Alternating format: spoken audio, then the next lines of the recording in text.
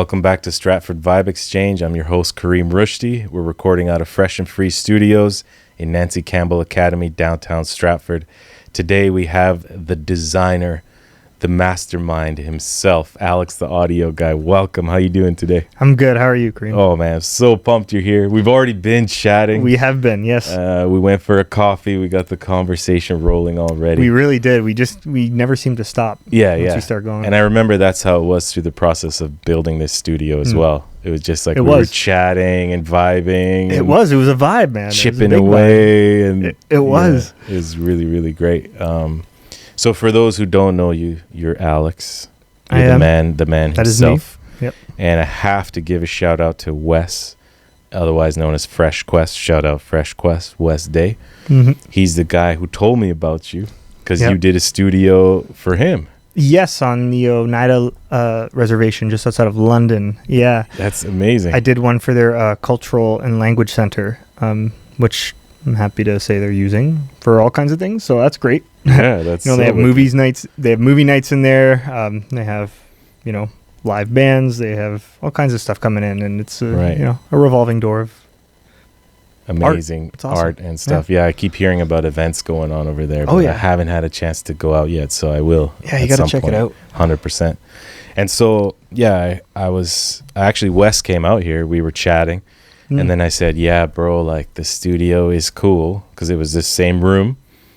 But I said, but it's not like what I want it to be, you know, and I'm trying to do something bigger. And then he was like, oh, man, you got to talk to Alex. Wes is awesome. Yeah. So then I remember reaching out to you, and then you were like, yeah, well, why don't you measure the room? Or I think you came out here first, and then we chatted for a bit. And then you said, like, measure the room, and then I'll see what I can do. And I was like, okay. And I remember measuring the room, and then you were like, I need a couple more measurements. I seem to remember there was a bulkhead in the ceiling. Yes. And I was like, okay, he wants a lot of detail. So I sent you all these measurements, and then I don't know how long you took, not that long. And then you sent me back these 3D renders of this coolest, which was exactly this. It didn't change too much from the renders, did it? No. At least this core area, definitely not. Yeah. I'm happy that it kind of stayed true to that path. That's kind of rare, from the first jump. I think we changed a few things with the booth. And we made the booth bigger. Added a bigger window, all that kind of stuff. Yeah. But double doors. Yeah. We did it proper. Yeah. At first it was like, oh, we're kind of on a budget. We can do it. Then your brilliant mind said restore, I think. Is that I was looking around at Restore, but that was actually from Stratford's Home Hardware. Shout out Home Hardware. Yeah, they had a deal on.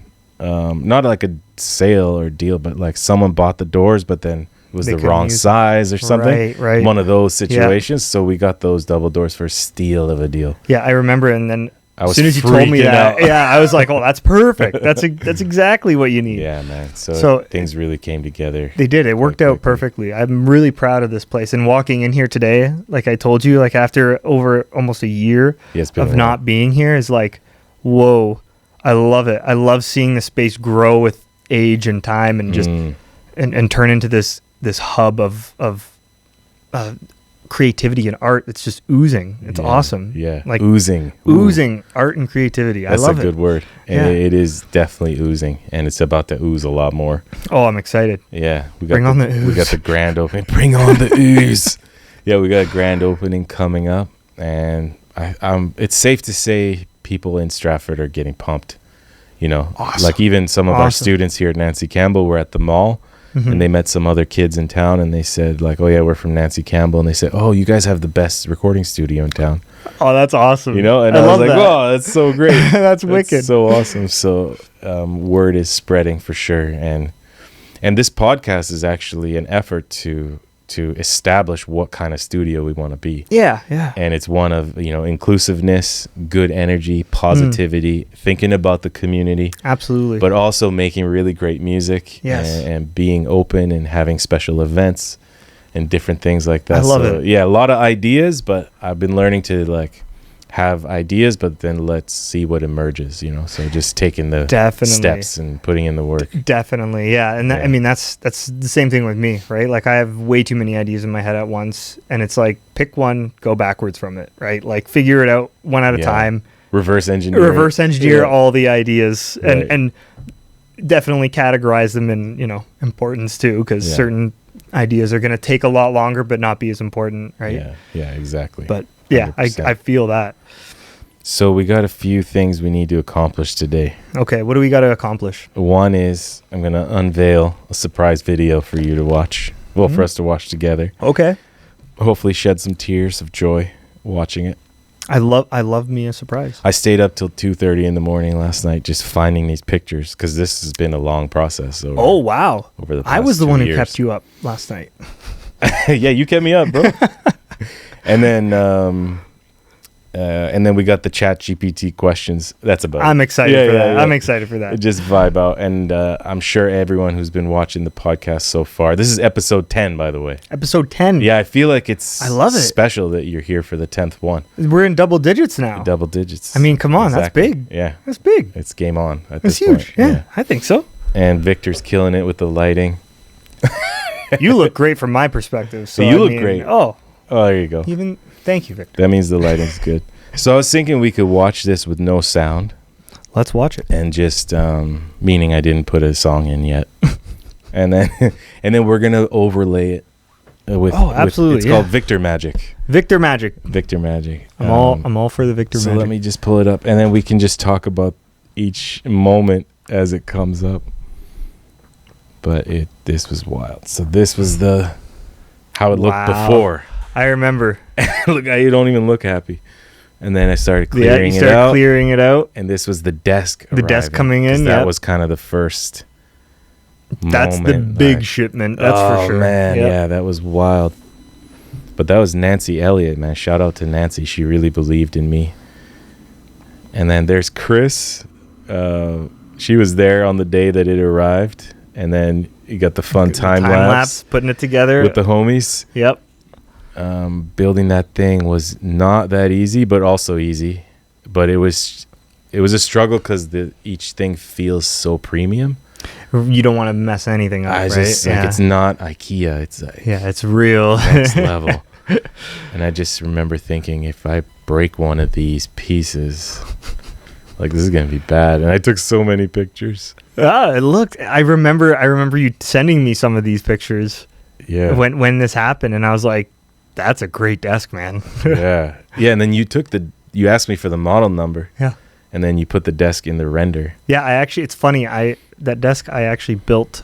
I 3D modeled it myself, and then. Oh, really? Like 6 months after, somebody actually modeled way better than I did. Way more detailed. The exact same one. So it was so funny to me. I was like, no way. 6 months later. Yeah. Yeah, and this is just showing like we've had students in there, people in there, a few artists before we even were done. Yeah. And then we got the sono pan, like you said. Yeah. That was a moment where you said we could do double walls. There you are. Yeah, there's my debut here. Like we could do double walls, or you said or you can just do it like this and use sono pan, and the room is amazing. And it worked very, very well. Here you are doing the traps, the bass traps, and then some lighting. And I still had artists coming in. I remember the harp lady coming in. Yeah. Alicia, shout out Alicia, and then some students and a teacher, and then there you are building the cloud. Mm-hmm. More cloud, more panels. That thing is massive. That cloud is huge. Those are some of the biggest ones I think I've ever made. To me, it was wild that I just kept recording in there while it was under construction. It's great. It's amazing, honestly. I don't know what was coming over me, but it seems in retrospect like not the best idea, but it definitely was. The custom panel. Yeah. The panel. I'm really proud of that. I bought the TV. Yep. And then this was the step of painting. Yes. You were like, it needs to get painted, bro. And then I was like, okay. Yeah. And you did a great job. Well, I had some friends help out. Mm-hmm. They did really well. I remember some of the students coming in here. Yeah. And then some more friends came out to help lay down the Sonopan X. Right, for the floor. Because the floor was so creaky. It was very creaky. Now it's still a little creaky. It's a little creaky. We put like hundreds of nails and screws into the floor before putting the sonopan, which is even before the flooring. It's just the old hardwood floors, you can only do so much if you're not gutting it. And then we got the couch, the retro couch. Oh man, it's honestly made me emotional. You can even see it in my eyes. Like, I'm exhausted. You were when you did some of these. I remember. Students came to help, but like there's quite a few nights I was alone. And I remember thinking, like, is this how it's going to be? But look how beautiful That's what kept me going. Man. I was like, this is looking like the model. It was, yeah. I remember even the flooring when you were trying to decide on that, and I just loaded it up into the model, and I sent you the things. This is what it'll look like if it looks like this and that. And that's Micah. Shout out Micah. He's the husband of one of our teachers. Right. He did the doors. Yeah. He came in, volunteered his time. It was such a communal effort. It really was. So many different people helped build this thing. Yeah. And I can't be more grateful. The community vibe. And then this is incredible. Watching it all back, just being like, wow. Yeah. And you were driving out here all the time, eating lunch. Oh, yeah. Yeah. Eating lunch in the cafeteria with the kids. Yeah. Yeah. It felt like I was back in school. This was a moment like I was like, oh my God, this is looking amazing. Yeah, when everything's kind of pseudo finished and the lights are on and you're just like, okay, the vibes are happening now. Yeah. And then the booth was still not walled up yet. I remember that. That was a process. Yeah, and then ripping off the stuff off those doors. And we had to wait for the windows. That glass took a long time, yeah. And then you're in there doing the fabric, and you said those were pretty large panels too, right? Yeah, I mean that was large nice section. Because we saved enough money. You saved enough money doing all the other stuff that we could do proper fabric walls in there. Right. And that came out really, really nice. And you are a jack of all trades, man. Look at you. You're in there doing the electrical. I think I'm only comfortable soldering LEDs because I soldered so many mic cables in my life. Oh, yeah, right. I can't do a, computer or anything, but I definitely try. Oh, I remember that, yeah. Framing out all that extra stuff. Yeah. It was like every step of the process, it was like, do you want it like this or like that? Like this or like that? Because there's so many different ways to do it, to get to that render, finish. Yeah. And then that was me at night cutting up, or we were here all kinds of hours, man. Yeah, I remember being here till midnight one night, I think. Yeah, and then I did that little section at the front, and then I started putting things in there, like the couch and the little equipment, and then some students were helping me paint. Yeah, I remember that. Students were helping me clean. And then right away, we had a music video shot in here. Before the desk wasn't even plugged in. Yeah, I remember. That was before I wired everything up. They came in and they did it. Pretty. Shout out G Pretty. Oh, yeah. And the whole team. And that was wild for me. I was like, I haven't even done anything yet, and it's being used in a music video. Yeah. So that's a testament to your work, bro. Like, oh, I appreciate that. It's a testament to yours as well, because you got it done. You got a lot of it done. You did a lot of the labor, especially like the flooring and the painting and all that kind of stuff. Yeah, like you really. And we got these junior youth and youth in here already. So that was wild to me. See, then you came back to like plug in the desk. Yeah. Like get everything wired up. Ready. Figure out the cue. I remember getting the headphones going was kind of a. Yeah, that took a while. It took a while to get used to, eh? I forget what was wrong, and then Alicia came back when it was done, and she's like, "Oh my God, wow, it was way different." I did a rap camp in there. That's awesome. Right away that summer, and then these are pictures of now. Yeah. So this kind of brought us to this moment. That's amazing. Where we got a few more instruments in here and equipment. You can tell it has that. Yeah, people working here. Yeah, vibe. It feels more like okay, this is serious. Oh, I love how you get the lights to match and it just. And then there's the logo reveal. Whoa.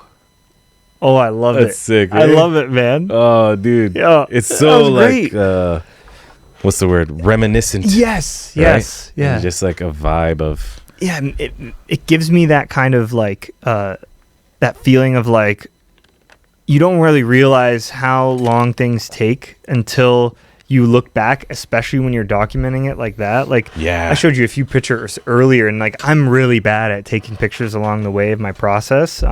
Right. You showing me that is like, I got to do that more, because like it's a good feeling that it kind of leaves, because you see like it wasn't just one person, right? It was like So a many bunch people. of people. Yeah. A bunch of people. Like, thank God, honestly, for you, because that, like, I could not have done that the way that I do it now. But I mean, like, you, and I know you were like, oh, well, I know this guy and I know this guy, and you were just like using everything in your ability to make it happen for something to look this cool without it costing so much, and like and doing it, you know, the like MacGyvered way, which is there's nothing wrong with that, especially when you're in a building that's like, how old is this? Like, you know, over 100 years. It's a century building, right? Like, you can't really, like, the last thing you want to do is start peeling stuff up, because then it's going to cost a fortune, right? Yeah, that's true. You almost have to do it this way, and the fact that you did it with such what's like the timing like that, like, you did it so quick, like, I don't know how else to describe it. Like, it was for somebody who doesn't do, like, you know, site supervision or is a general contractor, like, you that's what you did, right? Yeah, like, that's true. That's you know, I was just the designer and then one of the trades, right? Like, you were managing everything, basically. No, it's true. My capacity for that went up crazy in that process, which is a blessing, because right after this got done, I did a renovation in my house, like a massive one. And you were like... And it's exact same skill set. I know exactly what I need to do now, Yeah, and I was like, well, we can't even begin until we have all the trades lined up and this and that. But also I have experience from my stepdad. Of course, yes. Shout out to Ted. I learned a lot watching him growing up about that kind of stuff, and I worked for him and on the job site, and you know, seeing all the issues that can come up, and there's infinite issues, man. Absolutely. So what's like what would you say was unique to this project from what you do? Because you do all kinds of home theaters, studios, you design them, you build them. And then this is, you know, a studio, but it's inside of a school. And I don't know if that's something you do a lot of. And no, I can't say I have. And also the approach was maybe not normal. It's definitely different, right? Like, my normal routine is kind of like a preliminary design. And then depending on if it's a retrofit or if it's a new build, then I have to talk to, you know, the architectural firm that's doing it. Or if it's a retrofit, then I kind of have to get an engineer in there if I'm doing serious stuff to make sure that nothing is going to get knocked out or whatever. But it kind of is like a step-by-step process. And for this, like, it wasn't like some kind of it was a fun challenge almost, because I've never built anything in a house that's 100 years old before, or like a building that's 100 years old, and on top of it a school that has, like, you know, students coming in and out of it every day. Like, you know, you don't want to get in the way, and you don't want to make too much noise. Like, sometimes I felt bad when I was here when classes were on, because I was like, I'm like using a table saw and people are like trying to learn math right now. Like, that's got to be the worst. Like, you know, and sound travels easily. It definitely does. So for I mean, for this, like, it was a fun challenge, because you were limited to that budget. Like, I like that, because then I have my guidelines, because if I don't have a budget, I'll go crazy. I'll just be like, all right, let's do this and this and this. It'll look really cool. Like, we'll get some really fancy this and that. And, like, you know, but doing something like this, it's like you could, it's fun because you pick and choose the things that you want to put the detail into that will take up the budget, and the stuff that won't, you can figure out how to make it, you know, pliable. Like that, for example, right? Like that custom panel, like getting that fabric printed was like simple and cost effective, right? Like, but it was a nice detail. Oh, it's a great detail. Whereas, like, spending the little extra money that we had left over to make the booth proper fabric walls, that looks really nice in there now, and it looks really, really good. But it sounds amazing. Exactly. You know, they're two different things that add their own tastes to the space, but different price points, different things. So that's kind of why I like this place, because it was there's so much of that happening, right? Yeah, right. And, like, just me trying to figure out how to do certain things. Like, I've never done backlit panels like this, like on wall panels. Oh, really? Yeah. You know, I pull some inspiration from other things, and this was like kind of the first job that I did where I really said, let me try something a little bit more with lights. Like, cool. let's make it. And I know because it was a school, I was like, I got to make this cool for kids. Like, it's got to look cool regardless, right? It's got to look like a spaceship in here, because if it doesn't, the kids aren't going to be as intrigued. Yeah. Because, you know, some kids, they don't know what they like. And if they step into a space like this, that kind of gives them a push. Like, maybe you do like music. Yeah. Maybe you do. It's working, bro. Like, anyone who steps in here, student or not, I love hearing that. Is just blown away in it. And that's the term, spaceship. Yeah. It gets brought up a lot. They're like, whoa, it's like a spaceship. Yeah. You know? I love that. You know, and this was honestly like a very futuristic job for me too. I don't typically do like super, I mean, that one room I showed you, that definitely was, but that kind of, this inspired that, because I was like, let me play with lights more. Let me do this more. Let me do that. Like, you know, it was like one thing after the other where I was like, this is cool. I like this vibe. Yeah. I like the modern look, the ultra modern look that's got like hints of, it's like still classy, you know, it's still, it's not cold modern. Yes, you know, because most people, when you think of something modern, everything's a square, a box, or, you know, straight lines everywhere. Like, yes, there's straight lines all over the place, but it's very cohesive as like a creative space. Yeah, it's and not with just the color control. Yes. That's one thing that changes that, because what I've been doing is, like, an artist will come in or a student will come in, and I'll say to them, like, what color are you feeling right now? And they'll say, like, purple. And then I'll change the walls to purple, and it actually influences their performance. Yes. So that's where that, you know, it's not just a straight line and box, because it's alive, because you can control it. You can control it, exactly. And that's kind of why I remember when we were painting in here, I said we should paint it because we'll use the lights as kind of the room is the blank slate, right? Yeah. Like neutral colors, gray, black, white.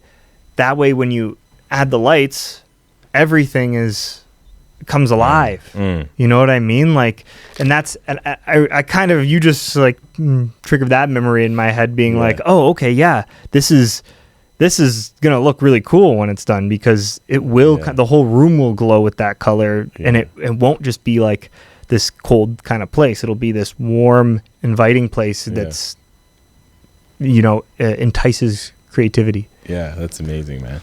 You know, I gotta say, what you mentioned about having a limited budget, that's interesting to me, because I didn't want a limited budget. I wanted a huge budget. So nobody wants a limited budget. Yeah, that's true. But I went for $100,000 initially. I had a spreadsheet. Right. Me and JC made it together. Yeah. We put like actual gear down on the list. Probably like a quarter of that was just the speakers. And actually a quarter of it was these booths you can order online that you can build yourself easily. Yes. And I was going to get two of them. Yeah, I remember. And it was this change in my mentality where I said, I'm just going to put exactly what I want on this list.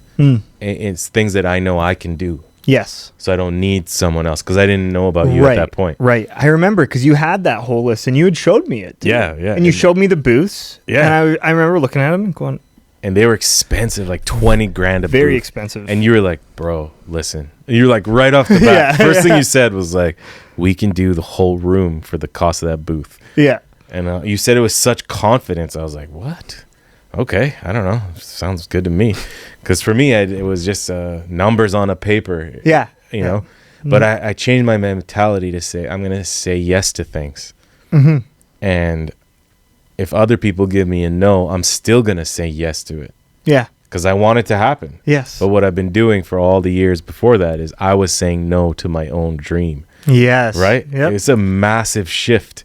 And so I didn't get 100 grand, but I got approved for the 10 or 15 or whatever it was. It wasn't much. It wasn't much, no. And then we went a little over, because we had to, I only had on the initial plan flooring for the booth. Right. I remember that. But then it was like, if we're doing flooring in the booth, we it gotta do so flooring on the whole thing. Yeah. Like, I remember but that was way more money. I was really excited when you said that, like, hey, I think we're gonna do new floors, because like, I was like, thank God.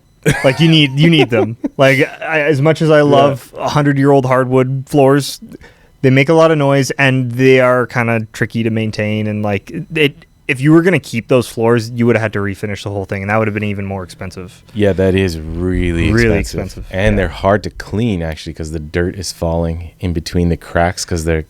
it's like separated. Yeah. And there's just so many reasons, but the main one was the sound. Squeaks everywhere. And also it's so old, and it's actually been refinished multiple times that you can't do it anymore at a certain point. Yep. And different boards have been removed and replaced. So it actually looked really bad, actually. Like I used to think, it's great hardwood. But then if you really take an objective eye and look at it. Yeah, if you looked at it, it was like totally patchy. Patchy all over the place from when walls moved and when things changed. That's the nature of life. But just slapping everything. When you told me that, I was so excited. And I remember you sent me 3 different laminates that you were looking at. Right, and I said, here, I sent you a render of each of them in the space. Yeah, that was wild. And I said, go a little more gray, because I think it'll just blend a little easier. Everything else is already gray. I know you picked one out that's a little more brown. I was like, I like the warm tones, but nothing else in here kind of has warm tones. So let's just keep it neutral. And then, the lights again. I'm so happy with it though, because I think I have this vision of studios in my mind that have hardwood floor and then a Persian rug on it. I've seen a lot of those. That you did it. And I already got the Persian rug, and then but the gray floor, because it has a little black and white in it. Yes, I think it's called elk something. Yes, it is. I remember something. It's elk. It's elkhorn. Elkhorn. I think that's what it was. Yeah, yeah. And it's worked out perfect, dude. Yeah, I love it in here, man. Like again, and like you were the one who found the rugs, the couch. Like I really didn't know what to do with this area. I remember the render. It was like. It was like some a chairs. living room. Yeah, it was like a little living room. Like it's just a lounge kind of idea, because I wasn't really like, I'm not sure what the use case is exactly, right? I remember I just had tables right here in this open space. Yes. Because I know that there were just tables in here before, so I was like, I don't really know, right? Yeah. Now that I see it like this, it's like, yeah, this is what it was supposed to be. Yeah, there's one more step we got to do in here. What is it? The windows, because a lot of sound comes in from the street. Yeah. So some sort of baffle for the sound, and then also the air, but that's a different issue, the air conditioning.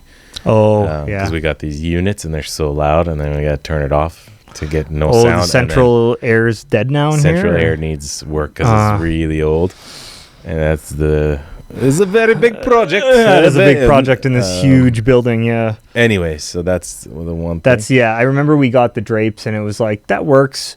I was more like, oh, well, the booth will keep everything quiet, but you can't really fit a huge drum set in there. Yeah, but the thing is, like, this room is actually, because we hung more, way more Yeah, clouds. you took down these were standing. Those are standing movable walls. They were like your movable walls. I remember that, yeah. Yeah, and I was like, I'm going to hang those from the ceiling. I said, that's a great idea. Yeah, and I kept saying that for like a month or two, and then one day, it was in the middle of the day, I'm teaching a class. Sure. Well, the class ended, but then there's a couple students who were done their work in their other class, and I was like, I asked their teacher if they could come help me. And so during a school day, they came in and they were holding it up, and we were drilling, trying to find the joist, and we just did it. And I just, I kind of took that from you, that like, let's just MacGyver this thing. 'Cause I think I was waiting for someone to tell me exactly how to do it, but I was like, I know what to do. I watched you do those. Yeah. Screw, find the joist, screw it in, make sure it's really in there. Yeah, you can see I still have there's a couple little holes that, I missed it there. You can see here I left way too many, but then we found these little stickers to put in there. Perfect. Look at that. You don't really notice it, but I wasn't looking up there. I was looking at everything else. Yeah, exactly. So bro, I'm just so pumped that you're here, and the timing is amazing. I don't know when this episode will come out. It might come out after the grand opening, but that's even cooler. That is cooler. I like it. But the grand opening is going to be really fun. I've invited the mayor of the town. I'm inviting you right now officially. Where, when? Sorry. I know where it is. August 26th, Saturday. At the open house is 2 to 7 p.m., but then there's this... a little more of a private event later that night. So that's what I would want to invite you to come to. Okay, sure. And then I'm going to have a huge ribbon and we're gonna cut the ribbon. Oh, and do dude. some live music and some hors d'oeuvres or whatever. Man. And yeah, I'm really pumped for that because that's like a moment, you know. That is a moment. We're man. officially open. That is definitely a moment. Even though it's kind of been done for a while, but it kind of hasn't also because it needed the things that are in here now. A few more instruments. Absolutely. We've been working out some kinks too in the technical flow of how things operate. Yeah, I mean it's been what, almost a year, has been a year now.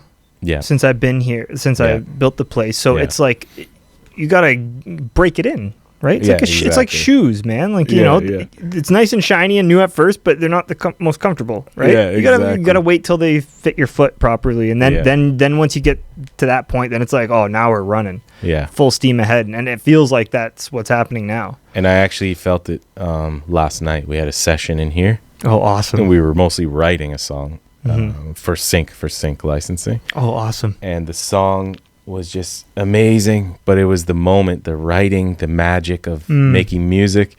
And then that area over there was the lounge. Like that's where we ate dinner. Yeah. You know, so we take the food away from the Don't spill water stuff. on this expensive stuff. That's not okay. And then so it was great to have a separate area, but we turn on the 8-track machine, listening to that while we eat. It's such a vibe in here, man. Oh, I love how you've broken it into these like very obvious like zones, right? Like there's the work zone. This is like the big work zone if you need something that's going to take a lot of space. There's the chill zone. Yeah. There's the booth. Like everything has a place. It has a purpose. I love it. It's awesome. kind of like 4 quadrants in a way. It is. It really is. You can use them for what you need. But and then we brought the mic out of the booth last night because we were just laying down scratch vocals. Right. So that energy was just amazing. And that's what got me really inspired about, if we got these windows, you know, I can come up with something for you. All right, there you go. It's on camera. It's on camera. He's gonna come up with something. Now I'm obligated to you should have said it. It's okay. Now that I'm like running a company properly. Not that I wasn't before, but it was like you know, I was very much my company was in its infancy. So now it's you know, now I'm walking and talking now. You know, I'm still not, you know, a teen. My company isn't a teen yet. It's still it's getting there. So what's the name of your company? Dicarlo Design. That's my... Let that sink in. Dicarlo Design. Wow. You want me to do that for you? Yeah, you gotta do the demo the video thing. I'll make the voiceover. Yes, for you. please. No problem. Yeah, that's it. I'm done. That's the world class sound.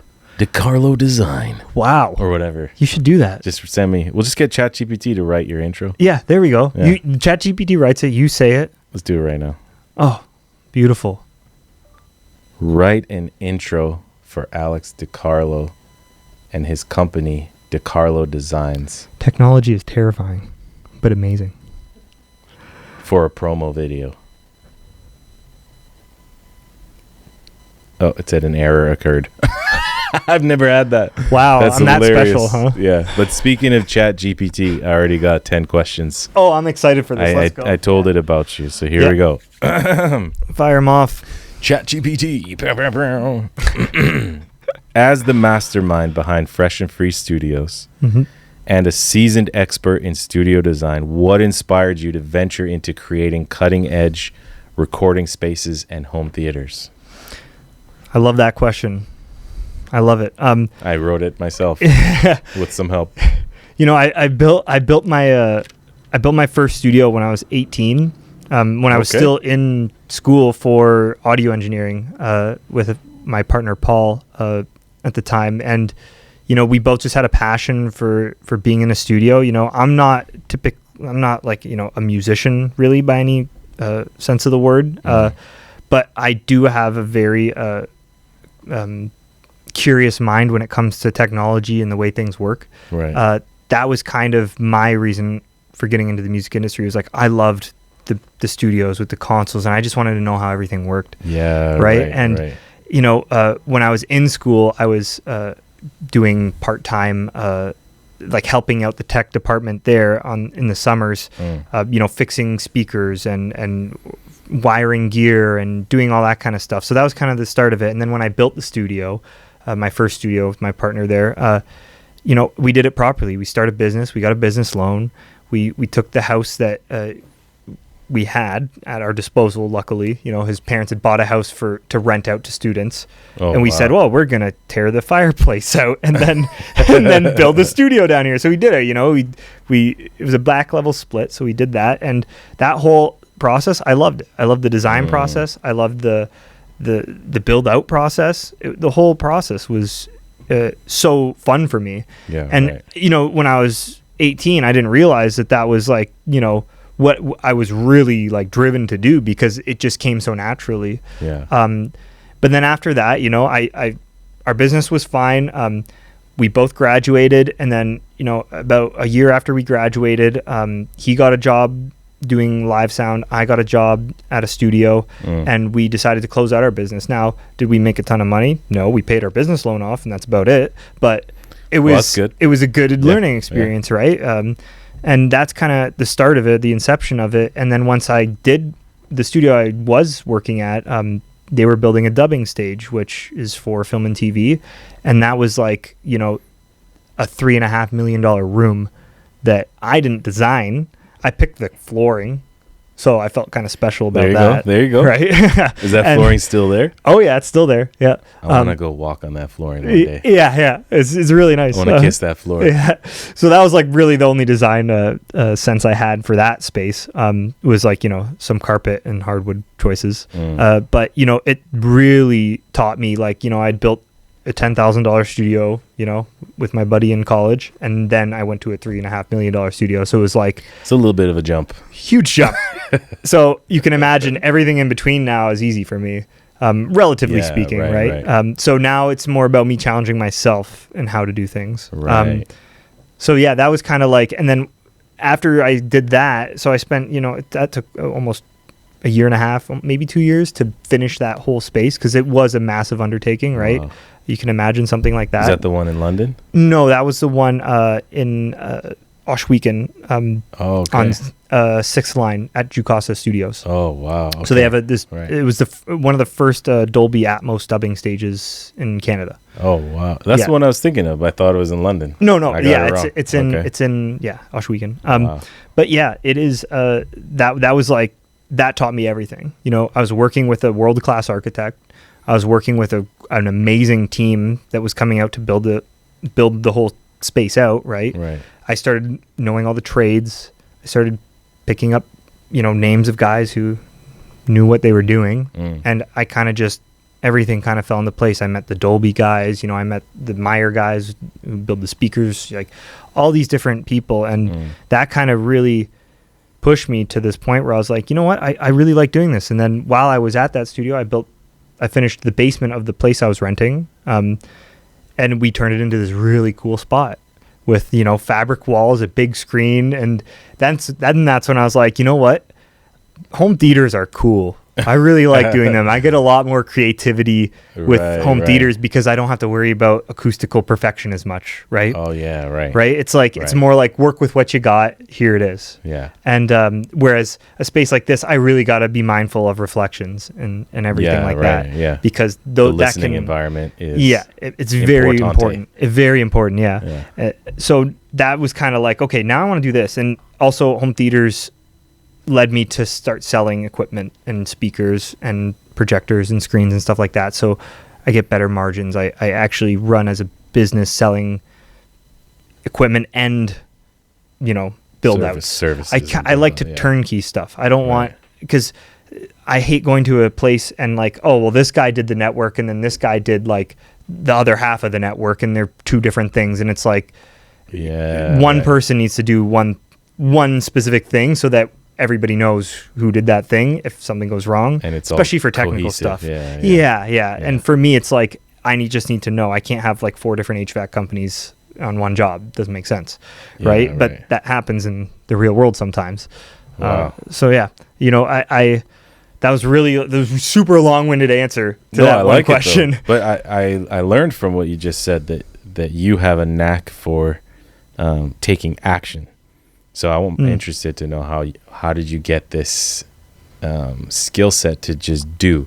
Because so many of us actually also have opportunities, like you said, you know, it was your friend's mom or parents who had a house. They had bought a house in London. They didn't live in London, but they had bought it because they thought, oh well, you know, was it a fancy house? No, not by any means. Right. pretty beat up, but they trusted us enough to, you know, at the end of the day, we ended up giving them 2 extra bedrooms because when we got out of there, they now had 2 extra instead That's of amazing. You know, 1 bedroom there. Now there's 2. So now it was actually a good income investment for them. Yeah, but, right. yeah. But you saw an opportunity. I saw an opportunity, yeah. And you took action. Yeah. So where does that quality come from? Like, did you learn it from your parents? Because you were pretty young at that point. Yeah, I already. mean, I'm passionate about things I am curious about.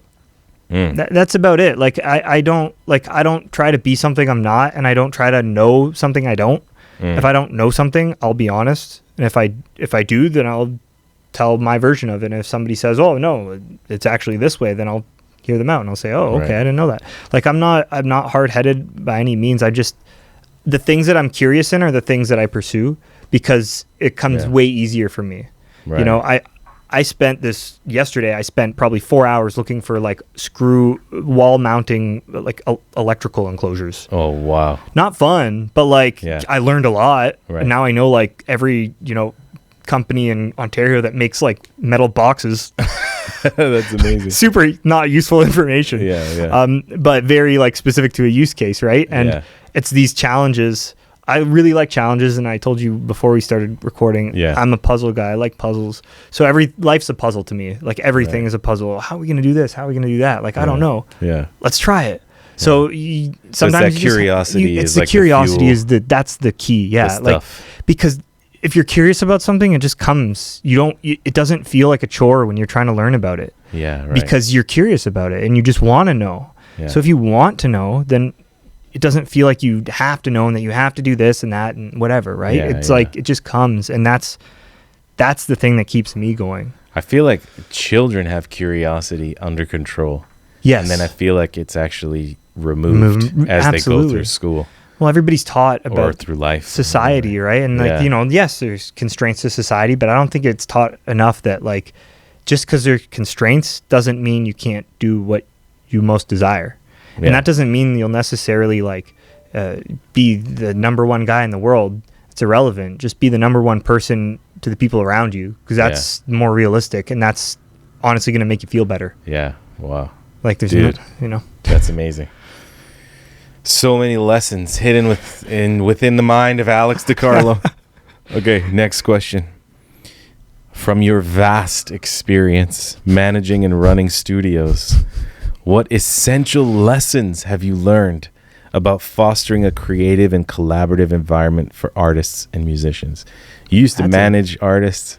I did run a studio. Yeah. You've done so many different things. I've done a lot of different things. I feel like you have a lot to know about this. And I do, yeah. And one thing I have actually told a lot of people that you told me, and it's a lesson already I learned from you, is I said to you, like, well, once we get this piece of gear and this piece of whatever, then the studio will be done. And you just said, bro, you have a studio now. You'll never be done. Yeah. You know, you're like, you'll just be adding stuff forever. I've repeated that so many times, and it's actually helped me, because there's moments where I start stressing out, like, oh, I need to buy this thing or that thing or that thing. And then the studio will be amazing. It's like, it's already amazing. It is. Yep. And it, you know, of course it can improve, and there's more cool stuff coming out every day. So like, it's just never done. So I already learned that lesson from you. But what other lessons have you learned about this creating a collaborative environment for the people that are that's a great question. Again, ChatGPT's killing it. Crushing it. Amazing. For me personally, what I think it is just people. At the end of the day, that's all it is. Like, you can make a Grammy Award-winning record in your bedroom. You know, it's been done. Yeah, that's a fact. Yeah, Billie Eilish. That's it. That's the example I always give, because like you don't need all this fancy stuff to do amazing things, as long as you're curious and you put the time in. That's all it is. Right. And the only way to do that with artists is with people. Like, the people are so important, and even the artists that I had managed in the past, like, the only reason why any success ever happened to any of those artists isn't necessarily because of me. It's because of the people around them. And some people I introduced, some people were already there. It's like, that's just life in general is like, you can't have that vibe unless everybody in the room is feeling that vibe. And that's when the best music happens, right? Sometimes the best music happens when the vibes are really strong and they're positive. Sometimes it happens when they're really strong and they're negative. It can happen both ways. Right. Yeah. The negative side isn't as fun, but amazing music comes out of that too, right? Yeah, true. Because everybody in the room is still feeling that negativity. So at least everybody is cohesive and being one thing, right? Yeah, contributing to this art. Yeah. Because art can be negative sometimes. It can draw sadness and anger out of you, right? Just like how it can give you joy and peace, right? Like that's the beautiful thing about music is it's you're a deep cat, man. It's multinational. There are no barriers. Music is music, right? It gives people emotion, and that's it at the end of the day. Yeah. And the most important part of that is the people. Yeah. And I mean, I managed that studio. It wasn't that, I'm not like this seasoned studio manager that's been around, I'm only 31. It's not, I'm not that old. Oh, you're such a young gentleman. So, I'm not like, yes, I've done a lot, but I've done a lot of other various things. So that whole artist, kind of thing is really about the people and making sure that the artists themselves are comfortable and they know where they're at in their career and in their music more than anything, right? Because that's the most important thing. And there's an artist I'm managing now, and he's got the curiosity. He comes to me. He came to me, a couple of years ago, and he showed me a beat he made, and it was all over the place. Stuff was out of key. The timing was way off. Right. He has no musical background, right? But he's an amazing writer, and he can write for days. It's like that comes so naturally to him. So I said, focus on the stuff that doesn't come naturally to you to build up the skill set, the foundation, the skill set, so that then you can focus on the writing after that, right? And that's what he did. And now his stuff is like amazing, and I'm not the one doing anything, right? I'm just telling him what direction to point. Yeah, right. I'm just a compass. That's all I really am. Yeah. And if I happen to know somebody I can connect them with, I absolutely will. Yeah, and that's all I do really is people call me all the time and they ask me, hey, do you know somebody who can do this or that or whatever? Sometimes I'm the guy. Sometimes I know the guy. Yeah. It doesn't matter as long as I'm connecting those people. And that's, again, people and just energy. Like you just have to have that positivity. They say you're the sum of the 5 people you spend the most time with. Absolutely. It's very true. It's like exactly what you're saying, who you surround yourself with, you kind of become that. Yeah. And so you do need to be reflecting about like, who Constantly. do I want to become in the future? Yep. And then that's who I need to be surrounding myself with right now. Mm-hmm. So that's kind of powerful. Definitely. That's amazing, man. Yeah. Well, let's do a few more ChatGPT questions. I love these, man. They're great. They're awesome. Hot fire. It really is. Wow. I feel like you've touched on that one, so let's move to the next one. Yep. Keep on going. Okay.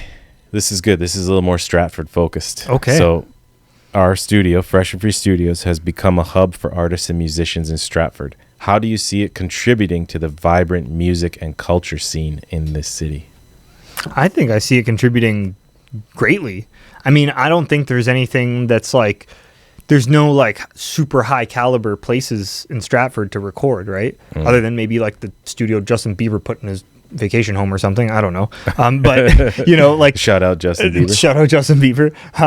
But this space in general is just like, I think that alone, because I don't think anything like this really exists in Stratford other than here.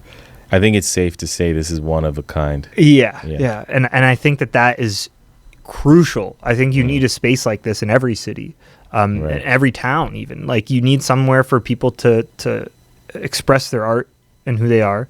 And I think that in turn brings the community closer.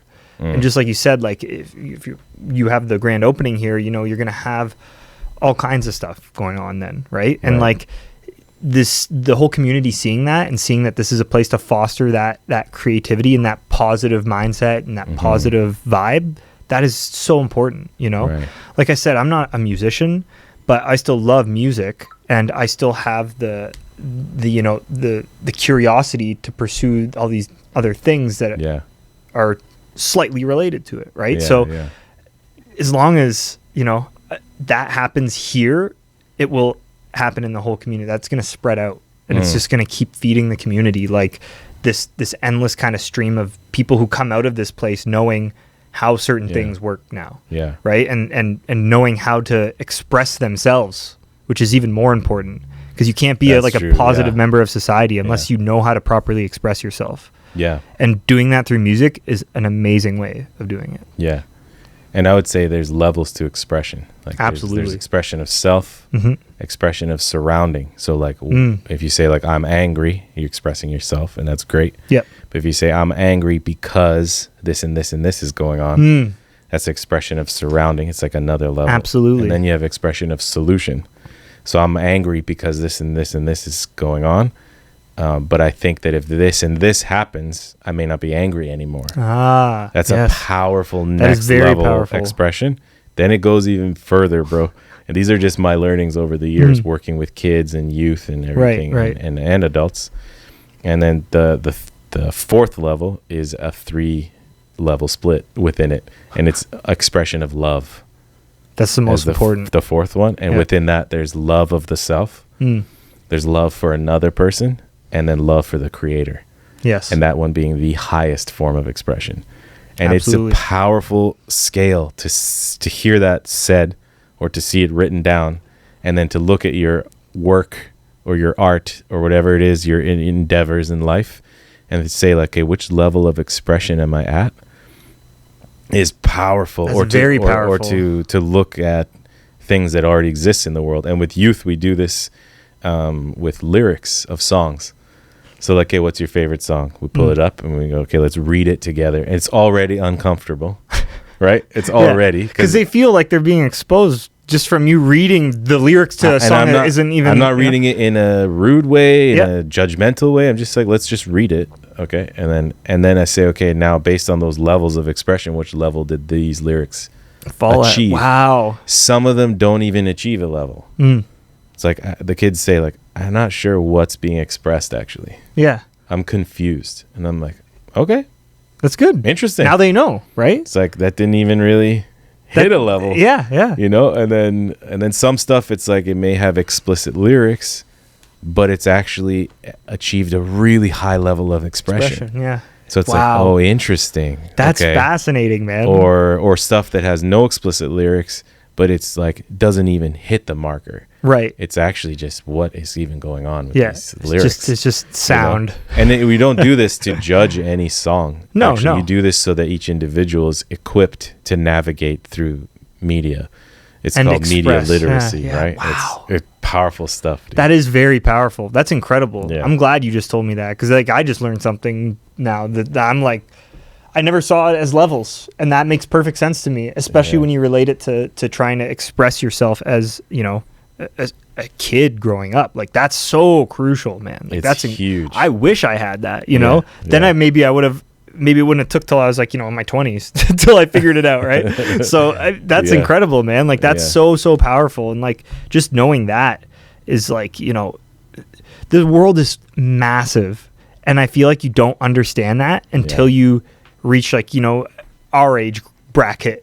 And then you're like, oh, okay, like nobody really knows what's going on. Exactly. So the more you break down, like focus on you and how to express yourself, the better it's just for everybody. Because as long as everybody knows how to do that, the world's going to be a better place, in my opinion.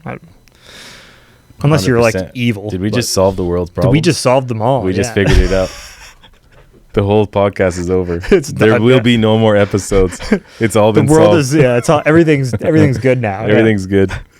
Bro, let's get like one more question. I love these, Like, one more question in, and then this is a good one. What advice would you give to aspiring studio designers and audio engineers looking to make their mark in the industry and create spaces that inspire and amplify artistic expression? Wow. Woo! That's hot. That's right in line what we were just saying, but different. It is, yeah. This time for Alex's advice. My thing is like, I'm just going to use like the old adage, like the KISS adage. You know that? Like no. Keep it simple, stupid. Like, oh, okay. Just keep it simple, stupid. Like that was something like my grandmother taught me. Oh, cool. Because I overthink a lot. And at the end of the day, I have to remind myself that all the time, like, keep it simple, stupid. Like, just now, maybe it's a little old because I'm kind of, it's a little bit of self smack in there, but like you're referring to yourself as stupid because you're overthinking, right? Right. But for me, I think that's a super important thing for anybody who's trying to do what I do is like there's a time and a place to be complex. Most of the time, simple will do. So as long as you follow kind of that for that specific thing, like I think that is like the easiest way to kind of break into it and find your flow and kind of, work towards getting this thing built up. Right. Yeah. And I mean, that's what it was for me, at least. Like there's a time and a place always when I decide to go a little crazy. But most of the time I'm always trying to figure out how to make it work in the simplest way possible. Right. When I did all of this, the simplest way I knew how. I didn't try to overthink it. I didn't try to do extra. I just did it with the knowledge that I had. You kissed it. Yeah, I kissed it. Yeah, there you go. That's perfect. Yeah. So that's kind of my, and again, like I'm just going to repeat what I said kind of at the beginning was like be curious, because as long as you're curious, learning stuff will come easy. Because whatever you're curious about, like you never know like what you're going to find it. Like I thought I wanted to be an audio engineer and like I wanted to mix like amazing music and all this stuff. But for me, that process became tedious and like kind of annoying because everybody's different and artists are difficult people to deal with. Right. Because everybody's unique, everybody's creative. Make it sound like a feather. Yeah. You're like, oh, okay, man. Yeah, that was it. You're like, I did anything.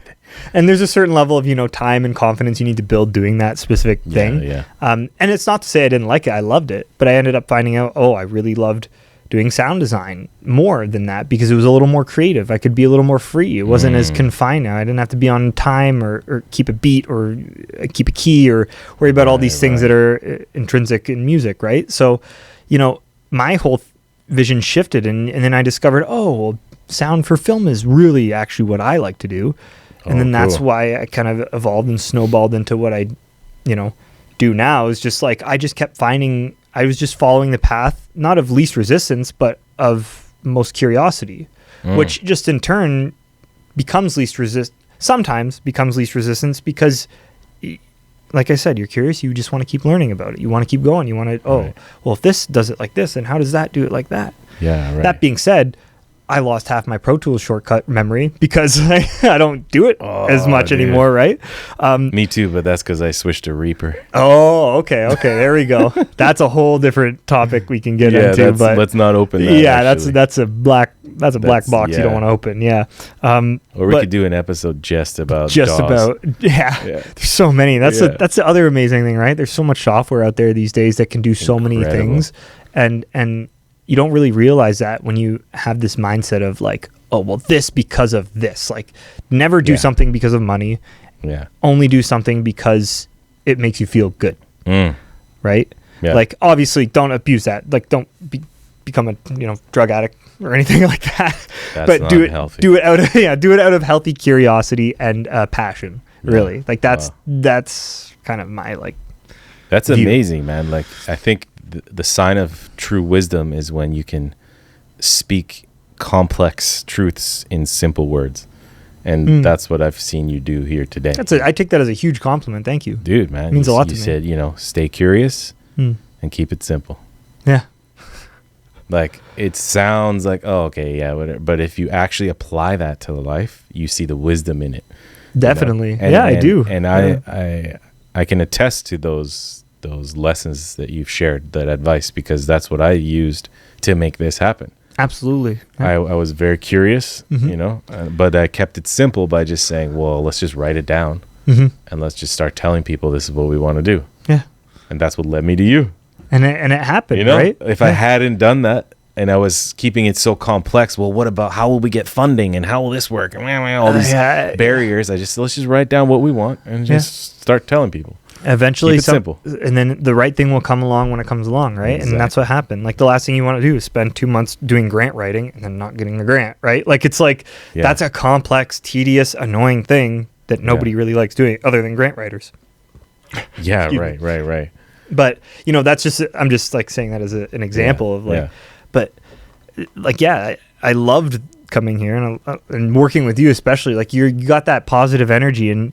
You taught me a lot, even when I was just building this place out, and it was always like, it was refreshing to see you, Hey man, and same, bro. And it feels good to say that about I like to say that most of my clients are that way, right? Some of them aren't, but that's just the nature of it. And at the end of the day, it's people. It's people. And at the end of the day, all that matters to me is that they're happy. Yeah, like money doesn't mean anything. I find like. The more that I don't care about it, the more it comes to me, which is that is so true. Really weird, right? But it's true, and it's because I'm not worried about that. I just am worried about delivering people something that they will enjoy. I don't care about how much money I make. Obviously, I have to make enough to make the business run, and get the job done. But I just care about making sure somebody's happy at the end of the day. Yeah, right. Like that Ancaster place, that home theater I did right after this one, I believe. Like it's been a year since I've been there. Some of the lights died. I'm going in there and I'm fixing them. I'm not charging him anything. I stand on my work. If something goes wrong, I'm going to come in and I'm going to make it right. Like, obviously to a certain time extent, like, if it's been 5 years and your kids have been throwing juice boxes at it, like, okay, you know what I mean? Well, because then it'll also require a little more than a quick update. Exactly. Like, might need to get redone over there. Over there. But at the end of the day, like I don't like, especially in the construction business, and I'm just like one niche of that, right? People get screwed over all the time. Stuff doesn't get done right. All I care about is stuff being done right and people getting what they pay for, and making sure they're happy about that. Like those three things are crucial. I would say you deliver more than what is agreed upon. Thank you. That was my experience. Yeah. So anyone looking for a home theater or a studio, look up Alex, the audio guy, and book him right now. Actually, no, it's Dicarlo Designs. Dicarlo Design, yeah. Dicarlo My Designs. website is coming soon. Yes. Coming soon. Yeah. I gotta hire you to a home theater near you. Yes. Oh, that's it. Genius. That's it. Because it's the movie voice, but for home theaters. But it is. Whoa. That's amazing. I gotta use that. It was a pleasure. It's a pleasure, man. And an honor. Again, thanks for so being happy here to see you on Stratford Vibe Exchange. Stratford Vibe Exchange. Victor, crushed it. Thank you, Victor. We'll see you next time on the next episode. See ya.